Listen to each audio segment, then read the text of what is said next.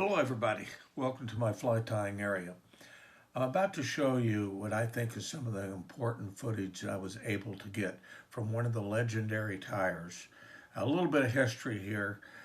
John Barr, who gave us the Copper John. I call it the Royal Wolf of Nymphs because almost all the time they work in different sizes and colors. But John is known for a lot of other patterns, and his work at Umpqua Feather Merchants and all his designer flies has really changed a lot of the attitudes towards fly tying. The use of copper wire and some of his dry flies, and one of my favorite streamers is in this collection that you're about to hear. I filmed this with John many years back, and I hope you enjoy it. You'll get to see the Copper John tied by John Barr, the way he does it. And of course, there's all kinds of varieties. So let's go. Beautiful fish. Any great? Beautiful fish. Okay.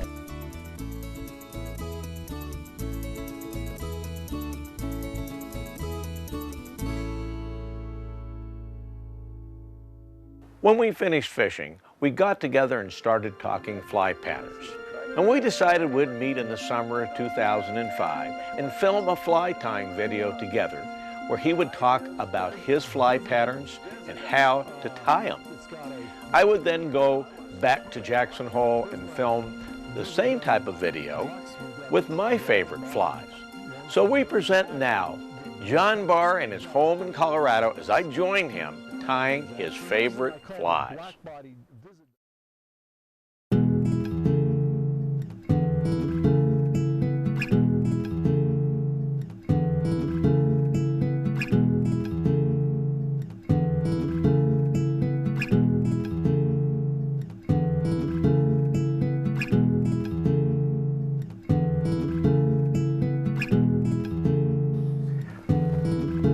Well, here we are, John, off the river, and what a pleasure.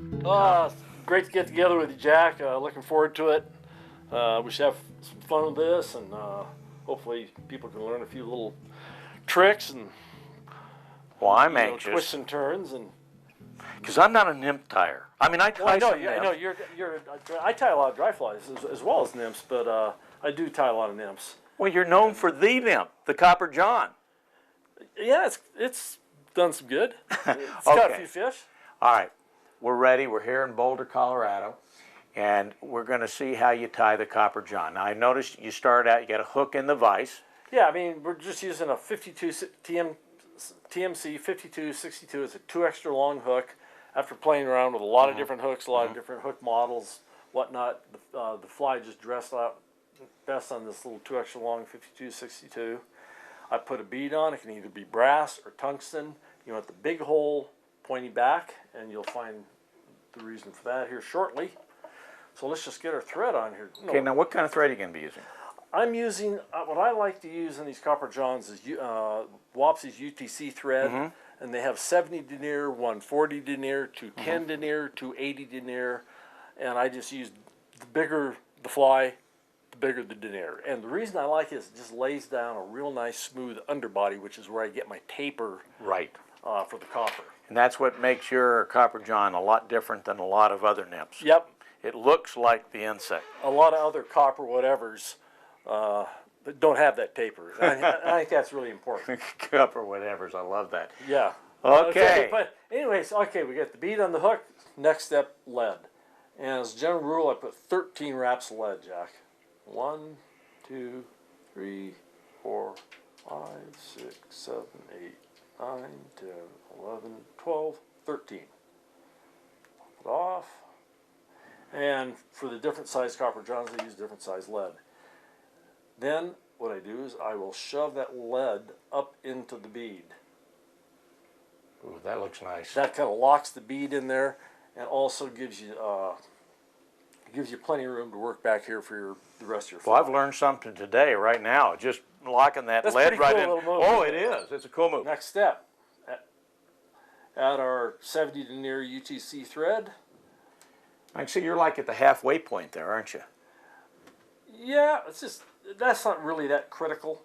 where you start your thread. But I mean, right in here, you're about halfway down the shank, right there, for kind of proportion, Yeah, aren't you? probably ballpark. Yep. And then the next thing we're gonna do is lay our biots in.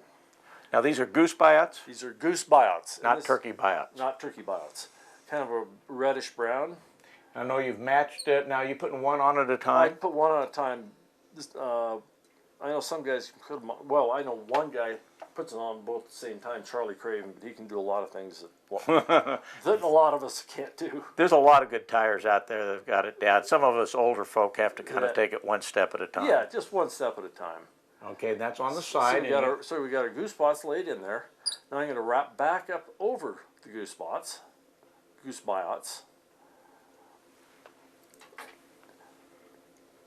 and clip off the ends. Okay. You have to have the world's best selection of wires. We're unbelievable. I'm looking right down through all that. Look at this. Isn't that something? Yeah, let us get a little selection. Yeah, that's great. Okay, so we're gonna, and this is ultra wire, which is very important because it doesn't tarnish. It'll maintain its luster for the life of the fly. And I'll tie my wire in pretty far up. Just kind of helps build up the thorax and also build uniformity in the fly. And then we'll just wrap, nice even wraps back down. And that also starts building your little taper by laying the wire in there. I like that. So now, with a thread, I'm going to build my taper. So we got a nice tapered abdomen. Fly looks better, fish is better. I just like it better. You know, I have to mention, you said tarnish. I mean, I don't keep flies long enough to worry about tarnishing. But that's all right. Then a little trick, but that regular copper wire tarnishes pretty I know fast. it does. I have to laugh. But what happens, how it tarnishes, because I drop the fly box in the water. Yeah, I know. I've been there. Well, here's a little trick I wanted to show you. You don't have to do this, but after you get your taper build up, you can drop your bobbin over the wire. Put the bobbin so it's hanging on the wire. Right. Okay? And that puts a little tension, rearward tension on the wire. Let's lay that first one in a little better than that. I know you're real particular about this. But see that thread's just kind of laying up against the wire. Right. And it makes for a nice even wrap. Yep.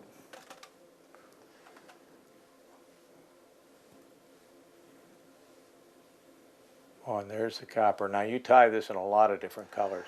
You know, Jack, we started off with I'm tying the original copper here. Just a natural Copper John.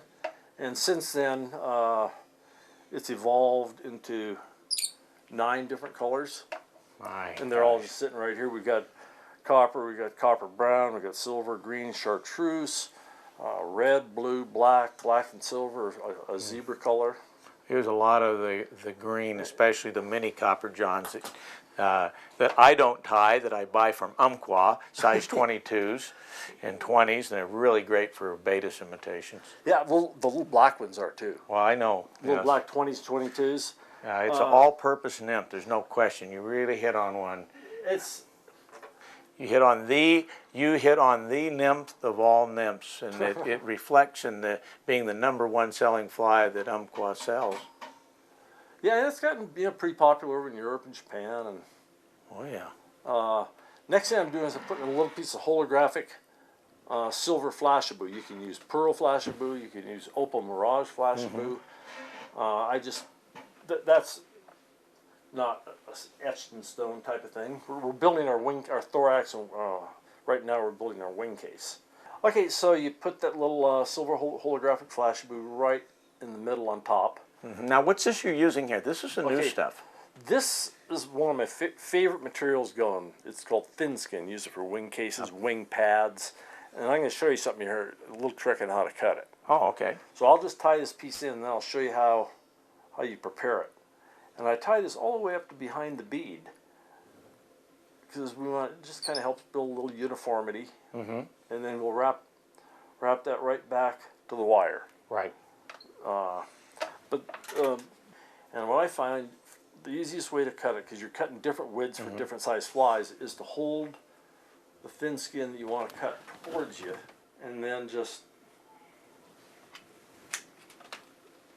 cut the thickness. And then what you do, this thin skin has a little paper back, the thin skin's on the front. Just take a little bodkin and peel it off. Oh, bodkin. You know, I've tried to use my fingernails. Well, I mean, there's a lot of things. Okay. And then you just pull it off a piece of paper, and you got your thin skin ready to go. Okay, we're making progress here. And then if you're going to tie a bunch of them, you just make a little example and just cut them all at once. Yeah. Production line. Yeah, if you want to tie a bunch of 16s, you tie a bunch of size 16 wing cases. That's it. Okay, next thing we're going to do is we're going to put our peacock in. We've got to have peacock. And, you know, depending on a real small one, you use one, the real thin peacock. Yeah. Real big one, you might use 4 pieces. Yeah. Your peacock varies, you know, in size, but in this one, I think 2 will be just about right. So I got my peacock laid in, and again I tied it in right behind the bead, so you get nice uniformity. And we'll just kind of wrap a little thorax here.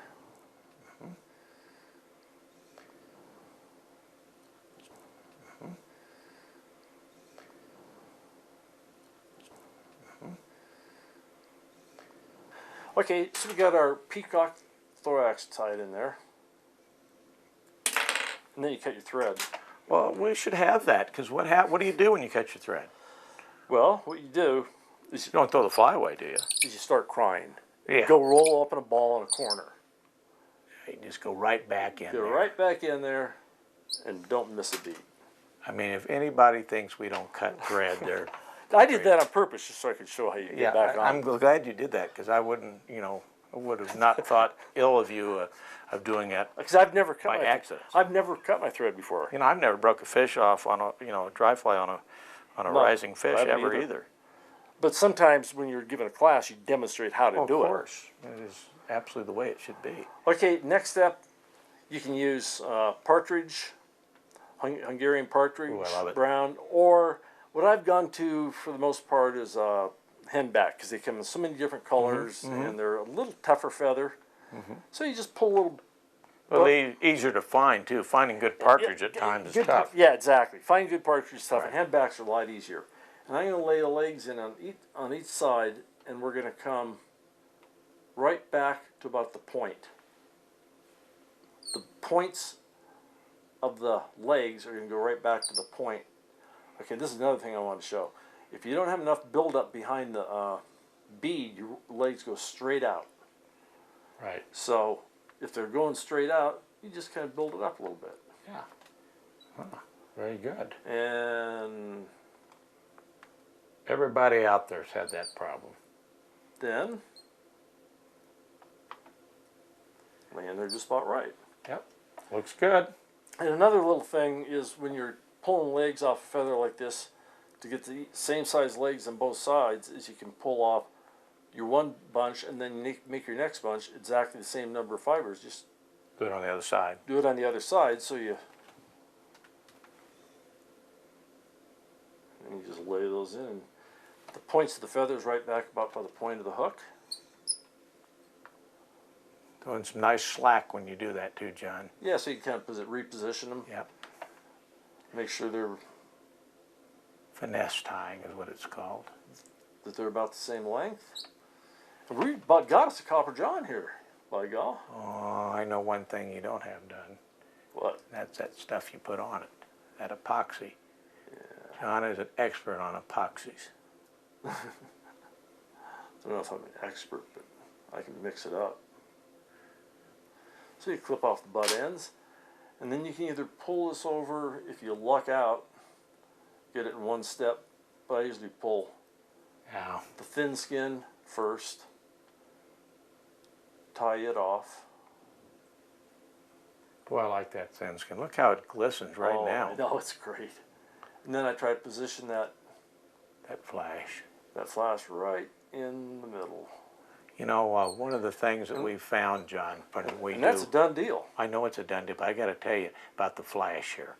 The flash, when you see these flies underwater, it just gets your attention. Just that one little strand? Oh yeah, one little strand. I mean, when we're filming these flies drifting, you just see the flash off of it, and it's really, really neat. And the fish have got to see it because, you know, real insects do the same thing. They reflect light. Oh, sure, sure. If you read Mike Loss's book, you'll notice just how much. Hey, we're not giving him any free advertising, are we? That's sure one heck of a book, isn't it? Spring Creeks. It's a great book. It is a But classic. he talked about light on flies, and you know, that's another thing. You see one strand, you can see. When people were putting 50 strands of stuff on streamers, it's just like a total overkill. Yeah, I mean, you don't need. You just, you know.